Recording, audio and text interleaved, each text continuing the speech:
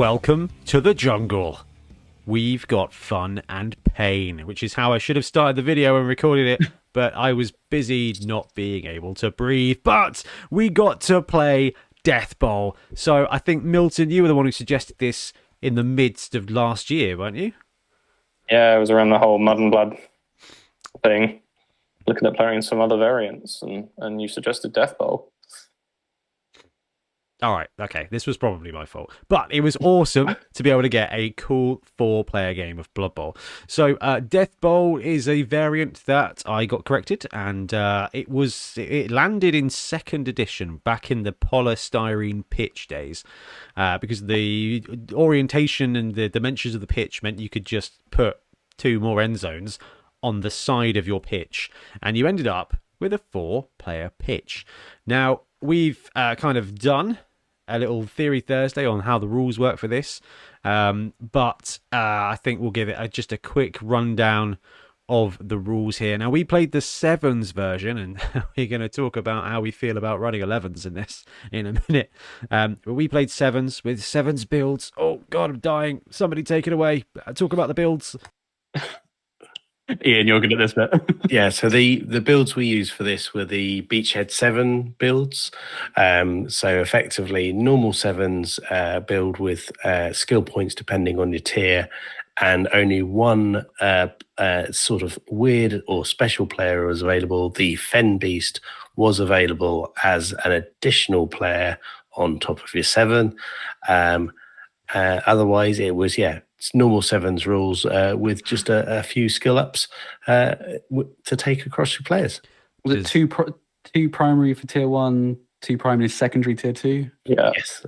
And none of us took tier 3. 2 and 2, Like 2 and tier 4. 2 and 2 for Yeah. tier 3, yeah. Now, when you say on top of the 7, not on the pitch. Standards, yeah. Yeah. Death Bowl is a 4-player version. And we, like the guy said, we played the 7s version with Beachhead standard rules, and it requires its own pitch. It is basically 2 Blood Bowl pitches across, except the middle is 6 squares instead of 7 squares, which I missed on my first run. But it's really important for some reason. I'm not sure why that's the case, but it is the case. I'm not sure if it's massively important, but it was just how it is.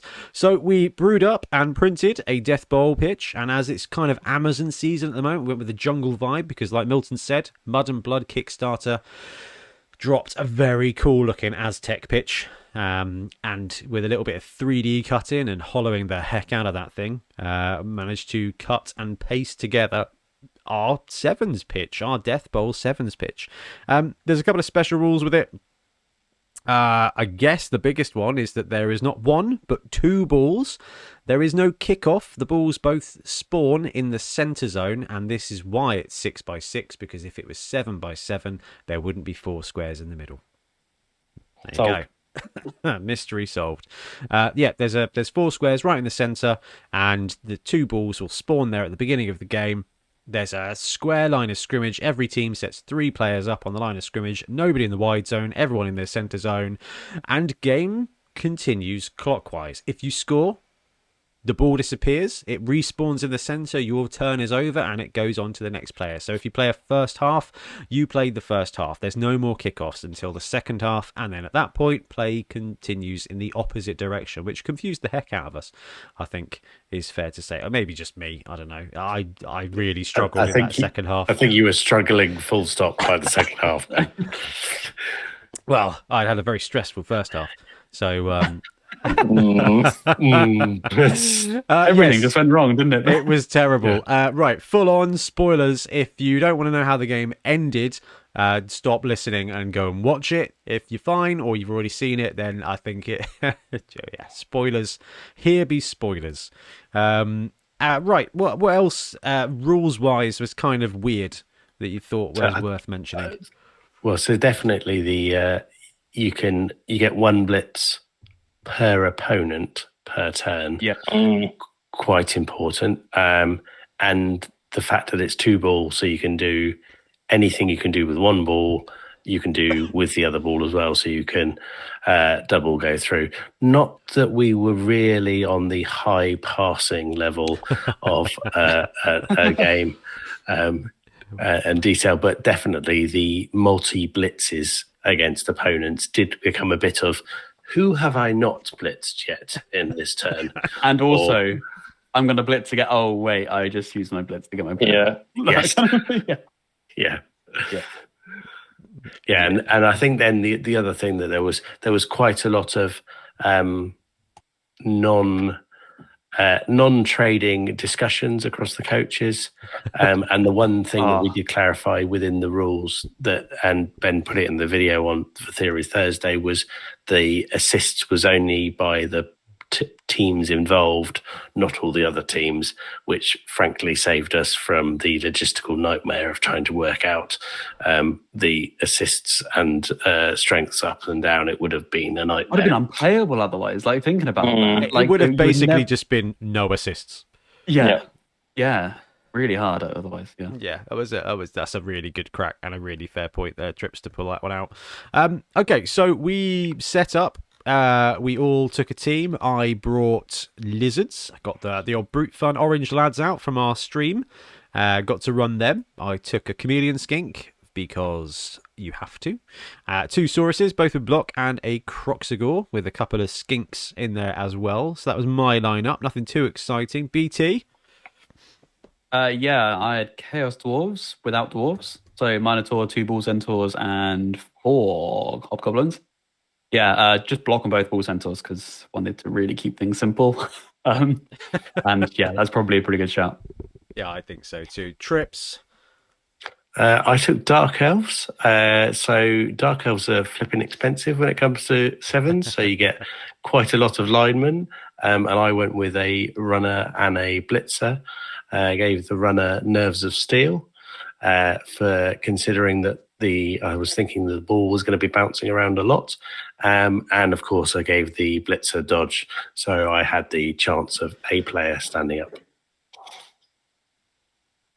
Miltonio?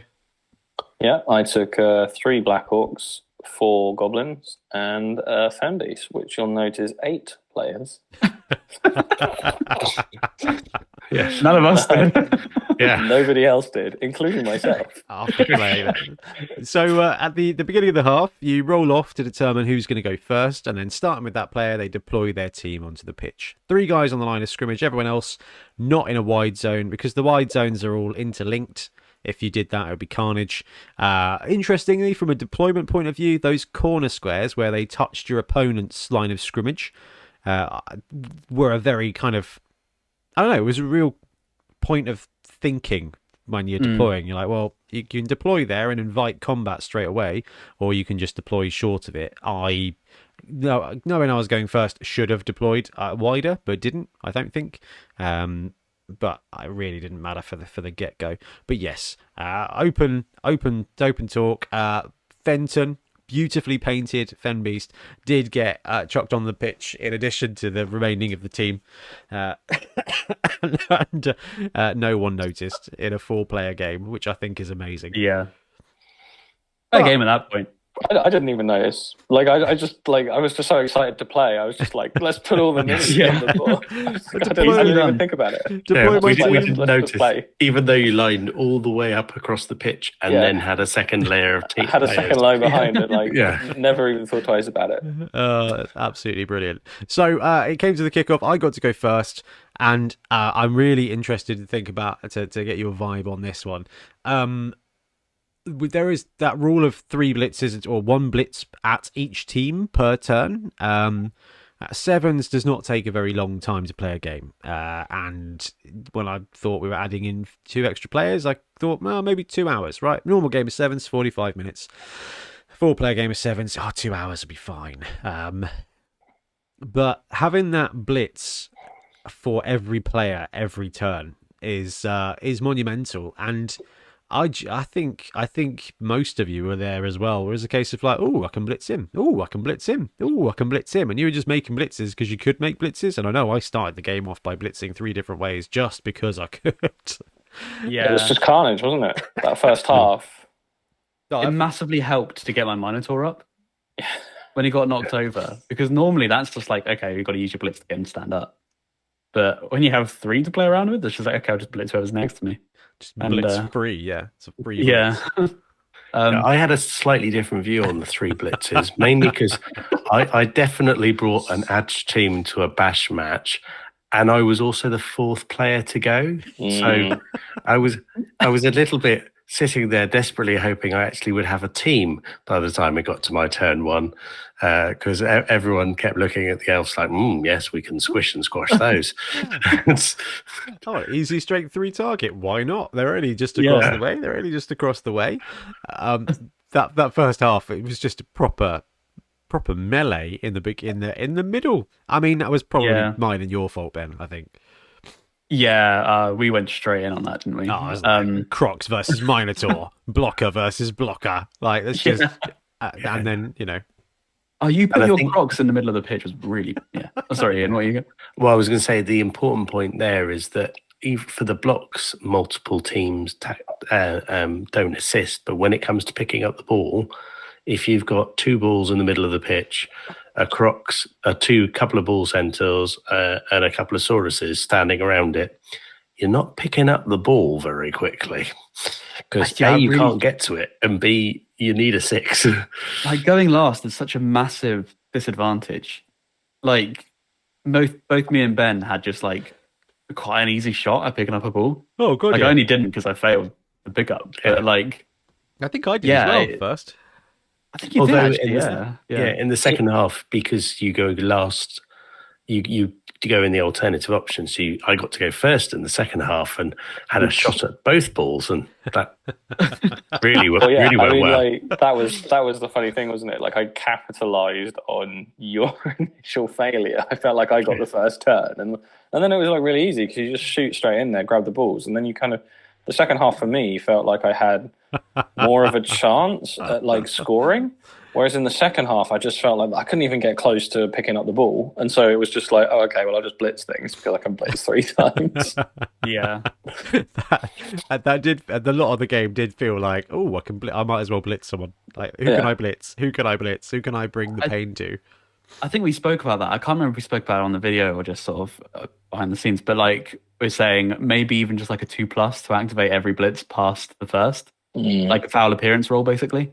Whereas if you fail it, you just don't do anything. So there's that element of risk, because otherwise, it's. I actually think it should be more hardline than that. I get the blitz thing. Like, I get that it's important to be able to stop multiple teams for scoring, but I mean, I really don't think it would be bad to have just 1 blitz per turn. It would keep the game fast. You'd end up basing people instead of punching them, but it would keep the game running quicker. Or maybe just 2, because you've got 2 balls, you've got 2 pass actions, you've got 2 handoff actions. Yeah.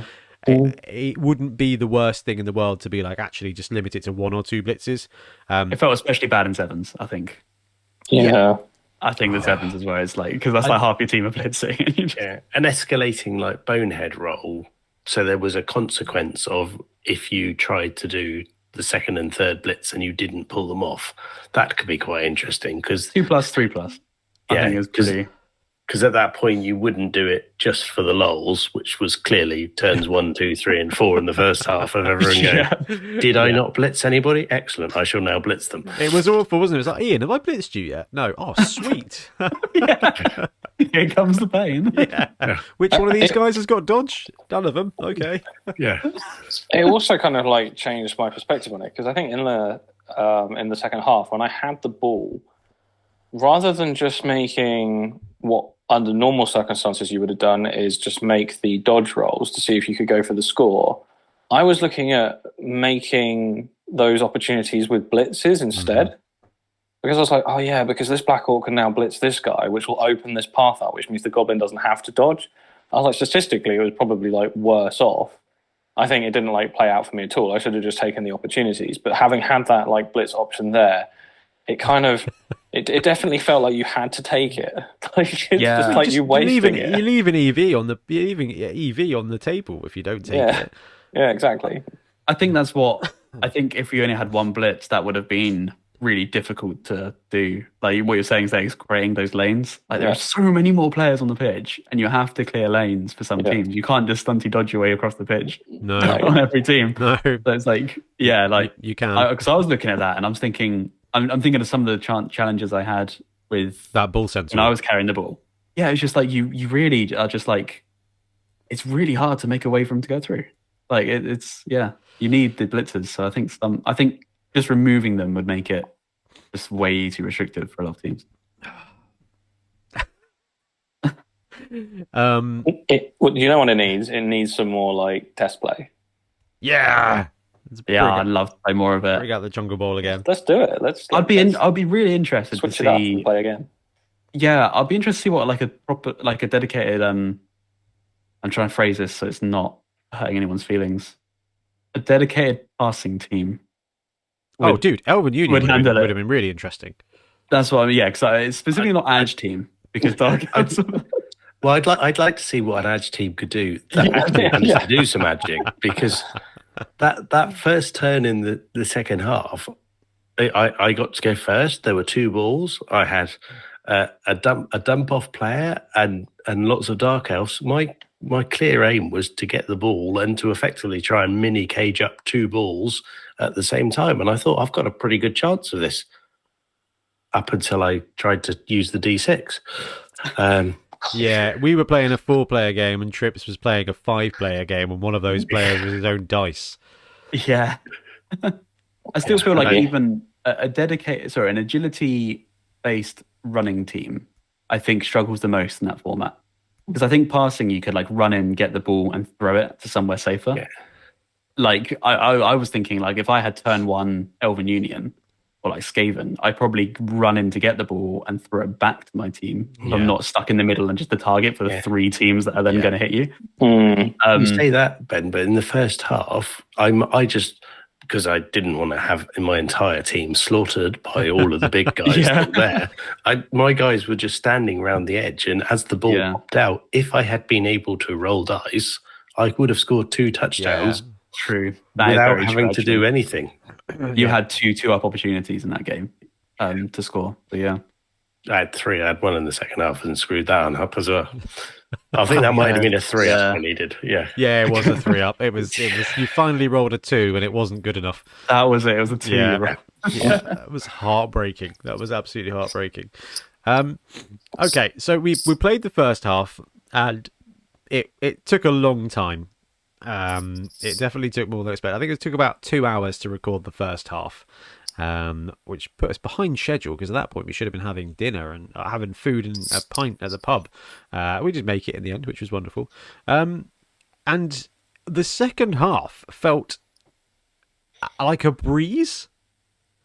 And I wanted to know what your opinion of that was. Was it the beer? Was it the familiarity with it? Game? Well, I think it was the biggest thing for me was Milton got the balls out of the middle very quickly. So the game, instead of playing in like 6 squares in the middle, and it was much more using the entire board and detail. So I think the game spread out much quicker, and there was slightly less stunty dodgy players on the pitch because we'd had a little bit too much of them towards the end of the first half. We'd exchanged some cash and... Yeah. Well, I mean, at that point, at the end of the first half, all of the skinks were gone. Yeah. If it hadn't been for the special rule saying that all KOs automatically come back, I would have been rinsed. I mean, it was my own fault. Like, I love this. 2-0 up is probably... Yeah. Well, I tell you what, I absolutely love the if you score, your player gets left standing on the edge. I think that's it's probably not a catch-up mechanic, but it is definitely a vulnerability. You're left in the wind. It's pretty spooky. Like, they just need to... Like, it's something I was considering, and I was there, like, running the ball center with the ball. I'm just like, hang on, but if I score, I've lost the ball center because it's just going to get pushed off the edge. And when they're gone, they're gone. Like, they don't come back. It's not like you can score and then bring on your reserve players if they just get badly hurt. They are gone for that half of the game. It makes me think about how we did the Dungeon Bowl final.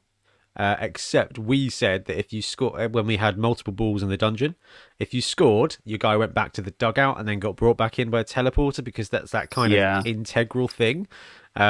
I don't know how you can't do that any differently in Death Bowl. That is just, you are just nice skink sitting on the edge there, getting ready for a crowd surf and a casualty. Goodbye, chameleon. He was all right though, wasn't he? Until the foul. No, he got murdered immediately. Yeah. Was he the one that got pushed off? Who was the one that I couldn't dodge or do anything, yeah. but I could push skinks off. Yeah.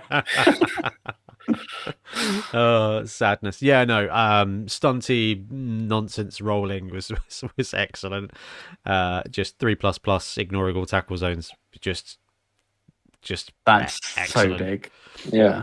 With movement A as well. It's An underworld team would be great with this, like Big Hand Goblin or like a I don't know, Skaven Gutter Runner or something with some special powers would be pretty exciting. I think actually, I suspect it has its own like tier meta. I reckon Renegades would be pretty good, because you have your 2-head goblin and 3 big guys. Oh, mate, that's beautiful. 3 big guys would wreck. They would, yeah. Yeah, that would be insane. Or, even better, 4 Renegade teams in an absolute melee. Because it did just feel like short second half. Well, in theory, it felt like a skirmish game. Like the first half, it was just fighting. Yeah, it was such a brawl. And what I was saying earlier, the prehensile tail is massive. Just you leaving the Croxagore there was huge. Like I had so many just situations where I needed another player just to get an assist or be somewhere useful or like tag the ball. And like all 3 goblins were next to prehensile tail. I'm just like, I'm never going to move these. Yeah. The only options I have is to block a strength 4 Saurus with block. I'm not going to do that either. So it's not too bad in 11s, because 4+ with a reroll, easy, right? It's like, it's not the best thing to do, but you can do it. Yeah. In 7s, that 2+ becoming a 3+ is, you don't want to do that, and a 4+ or 5+ you can't do. It's just it's just an automatic fail. So prehensile tail, got it with the Rattoga, got it with the Croxagore, winning. Yeah, really strong skill. Great little skill. All right, so we talked about the blitzing multiple people. We talked about the scrum. We talked about the kind of build. I mean, I had an outrageous amount of fun, and it was. I don't know. It was. I consider Dungeon Bowl an event game. Like, you brew up something special for something special. This was something special. And I don't know. I mean, Ben, you described it best on the day when you were like, well, what did you say it felt like? It's a board game. So the 4 of us sat around here, like taking it in turns to play our turns. And I was just like, it just felt so board gamey vibe. I loved it. I think the RPG room helped. But yeah, it was just like, it's exactly the kind of sort of very social vibe that I love so much about board games. And obviously Blood Bowl is great, but when like head-to-head games aren't the same kind of social element that you get with the sort of like 1v1 v1v1 so much interaction between. It wasn't coaching. It was really like just this could happen and this could, who's going to kill the next skink, and do we worry about? Well, it was such that sort of tabletop game atmosphere of you were having fun and playing through. It wasn't that 1v1 battle so much. It was really mad chaos. And I think, Milton, you said it, the best was in Blood Bowl, you spend a lot of time going, what am I going to do next? You can't do that in Death Bowl because by the time you get your next go, there will have been 9 blitzes taken part. Yeah. So there's pretty good chance that nothing that you planned will be possible. Yep. Yeah, that was a huge thing, wasn't it? That was a real like curveball. Because like you'd anticipate, you'd be like, all right, I've got this guy here. Got some protection on him, but like you say, like all of that protection's probably gone with the like potential for 9 blitzes by the time you get like a chance to even like score. Yeah, I also love the elements where it'll be like, I know it's happened a lot in the second half where I really wanted the ball It's like, oh, sorry, Milton, you're in the way. I'm going to have to blitz your Black Orcs with my Minotaur. Just like, I don't want this. I don't want this. I want the ball over there. I love those elements. It's such Oh, a I'm really sorry I'm going to have to way. ruin your day. Oh, you I'm guys going to kill your Black Orc to free you up a lane to do something Yeah, else. Yeah. It's like, why did you do that? That doesn't help me. I had to. The king making or the anti-king making thing was really a strong element as well. As soon as one touchdown was scored, it very much was like, oh, you're going to lose this game now. Yeah. Real target painted on your head. It was yeah. like, right, well, I've been 3 points ahead in Twilight Imperium, and everyone's just like, right, shut that down. Worst thing you can do. I know, it's so good. Right, I thought it was awesome. However, I don't think I would be rushing to play Death Bolt 11s. No. And I not totally unless agree. I had a very long weekend and nothing planned. Yeah, don't get me wrong, I'd do it, but I don't think I'd. And I imagine that I dread to think how long the turns would be, but you're talking sort of a 6-7 minute turn would seem quite quick because it's just complicated. Yeah. Yeah, I think you're right there. It is very complicated. I mean, what did you guys think about its fitting for sevens and the length that the game took to play? Did it outstay its welcome? Was it slower than you'd want? Was it all right?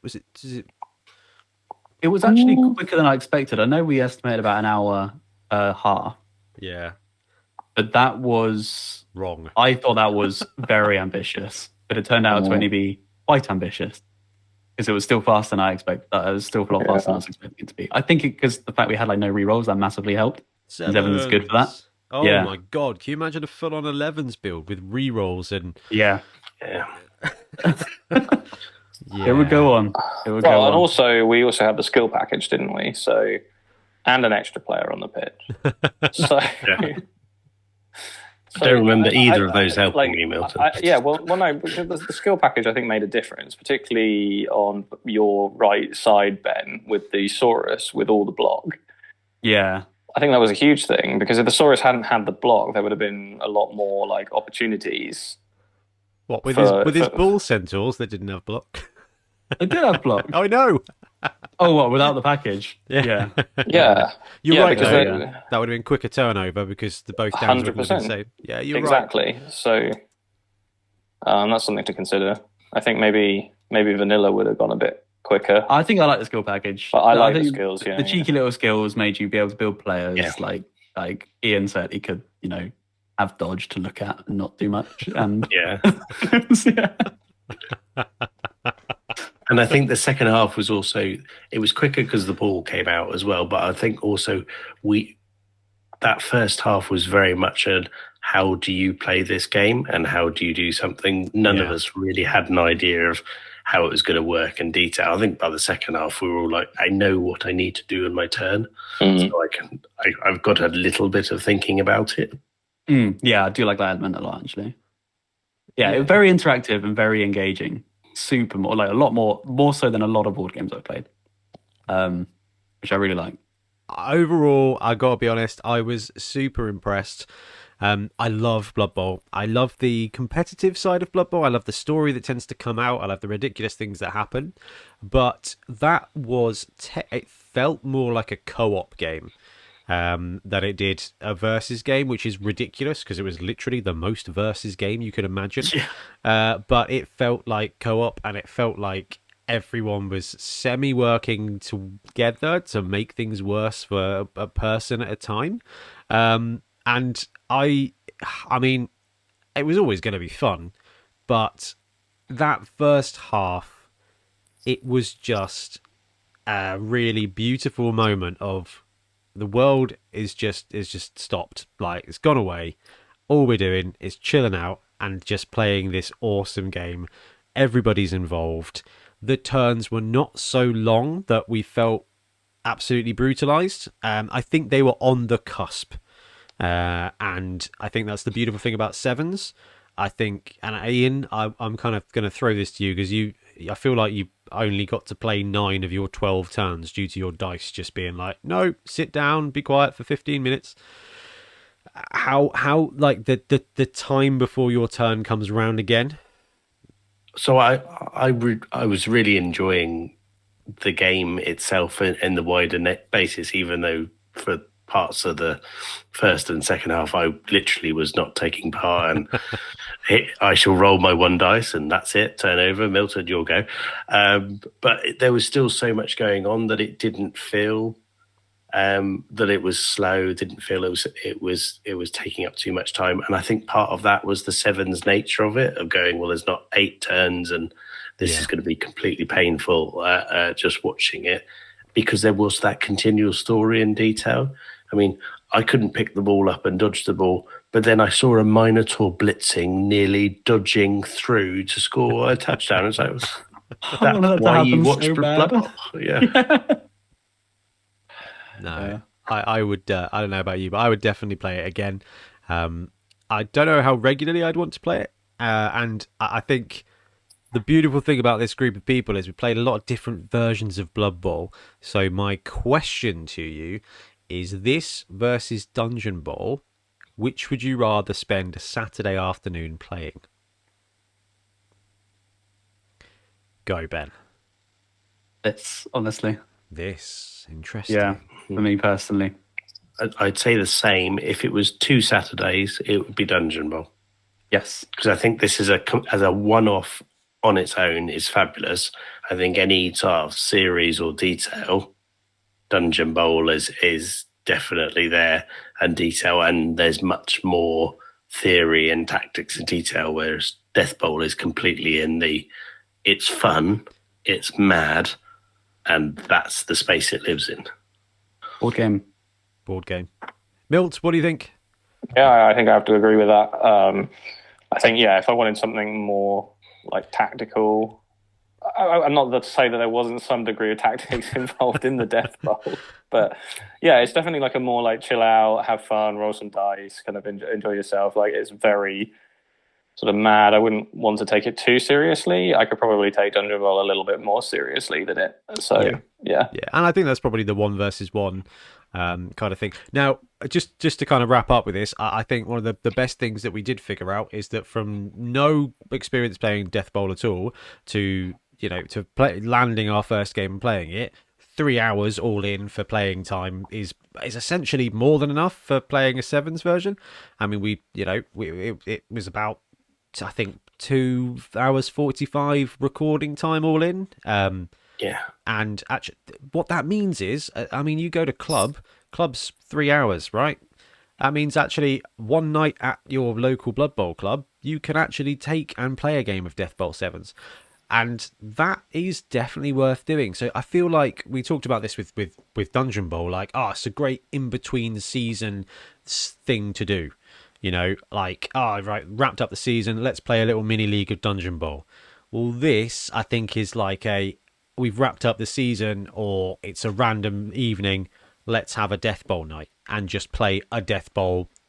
You could bring your league teams and run them, just use the sevens only rules and just, get them in if you want to. I probably wouldn't recommend. It's a great way to lose players. But I think, like you guys said, I think an event game that actually, if you run the sevens version, you can get done in a club evening time. It's going to take a little bit longer than a standard game of Blood Bowl, but not a huge amount. And it's going to be a really good, fun bit of time. I do want to clarify. You mentioned between Dungeon Bowl and Death Bowl. 4-player Dungeon Bowl might change my mind. That is definitely something. Oh, people have been clamoring for us to do that as well. Yeah, I think I probably would enjoy that more. That's what my guess. I think that has to go on the list. We've got 2 dungeons to build, ready for the next series. So I need to get a move on with that. That's my February goal, 2 dungeons. No problem. Small achievable goals. That's easy. That's easy. That's easy. And then I think trying to figure out a way to make a nice 4-player dungeon would be exceptional. Milton looks like he's thinking about this. I like it. And I think for me, the thing about Death Bowl, we touched on it a few times, it is a perfect nibbles, couple of drinks, having a good time with friends game, because you cannot take it too seriously, because by the time it comes around, all seriousness will go. So it absolutely is in that space of a bit of fun and going through it like that. Yeah, definitely. I'm going to wrap up, but I do have one more question. Would you rather play one game of this of an evening or 2 to 3 games of sevens? Because that's a challenging one for me. So I think I can answer that one easily. I'm going to roll like I did when I played. If I'm going to roll like that, I may never play Blood Bowl again. I think a couple of games of sevens is always really good fun. And for a club night, that would be what I wanted to do. If I wanted to just have a more board game night, then I'd play Death Bowl. Yeah, I totally agree. It's the vibe. It is the vibe. Yeah, what I'm in the mood for, I think, is pretty even. Sometimes I'm in the mood for that sort of competitive, leaguey kind of thing. Sometimes you just want to have a board game with friends. So yeah, but if I wanted to talk to the people, if I didn't want to talk to, if I wanted to talk to one at a time, sevens.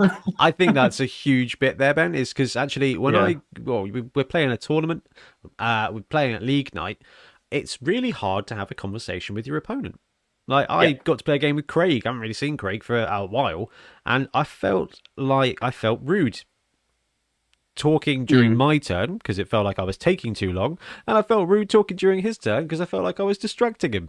Well, actually, we're playing Death Bowl. Milton's in the tank trying to figure out how many more players he can get on the pitch, and I can, bounce between, goading Ben into kaiju combat or, consoling Triplo about the other numbers that may or may not be on the dice. And that was really fun. And I think that's the tempo here. It's chill. You can watch while you're not doing something. And I think, Ben, that's the board game element, isn't it?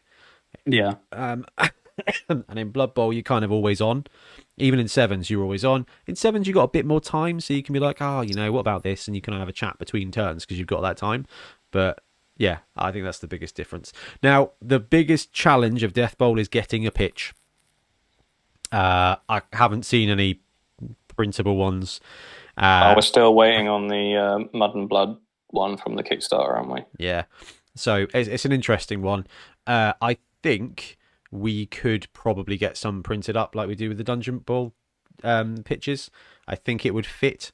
But we might have to look into doing that because it's actually Death Bowl Sevens is a really good fun afternoon game if you've got 4 players. And if you haven't got 4 players, I don't know, leave a team out or somebody runs 2. Not really sure. Don't think it's the end of the world. It's just fun to get together and destroy things. Any last words, gentlemen? Is it? Take Death Bowl. All right, fantastic. Right, well, guys, we're going to wrap up this episode for a second time.